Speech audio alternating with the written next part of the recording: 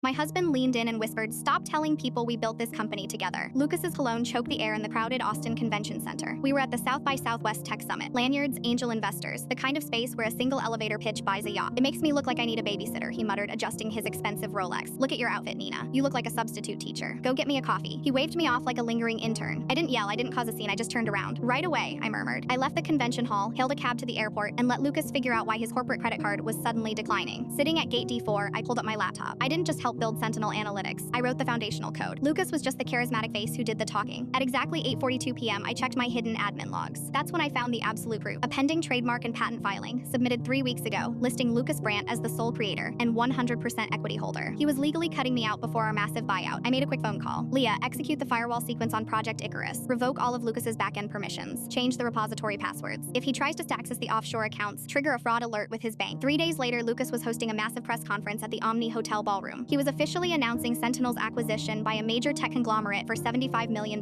He invited Forbes reporters, tech bloggers, his frat from Stanford, and the acquiring CEO Thomas Werner. Lucas wanted to prove he was the next Silicon Valley prodigy. I wasn't invited, but my VIP badge arrived directly from Thomas Werner himself. He'd been secretly negotiating with me for months to evaluate the code's true integrity. I walked into the ballroom wearing a sharp crimson blazer, red for absolute destruction. Lucas was mid-sentence, soaking up the flashing camera light. The room went quiet as my heels clicked on the marble floor. Thomas Werner immediately stood up from the front row. The board members followed. They weren't standing in awe of Lucas. They were acknowledging the actual architect. Lucas stammered, gripping the podium. He thought I came to beg for my job back. He forced a smile. "Everyone, this is Nina, our former community manager. She always loved being part of the audience." I didn't sit down. I walked straight to the AV control panel at the side of the stage. Lucas tried to continue his pitch about his brilliant machine learning model. Then, the massive LED screen behind him went completely black. A single line of text appeared in stark white font, glaring down at him. He stared at the screen, then glared at me. "Having some technical difficulties," he laughed nervously. "Nina, stop playing with the slides." The text on the screen wasn't a slide. It was a live terminal feed. At exactly 10:15 a.m., the screen displayed a time-stamped audit trail from 2022. It showed my original code commits, my digital signature, and the exact moment Lucas copy-pasted an open-source architecture he claimed was proprietary. Beneath that was a flashing cease and desist order from the Open Source Foundation, demanding $22 million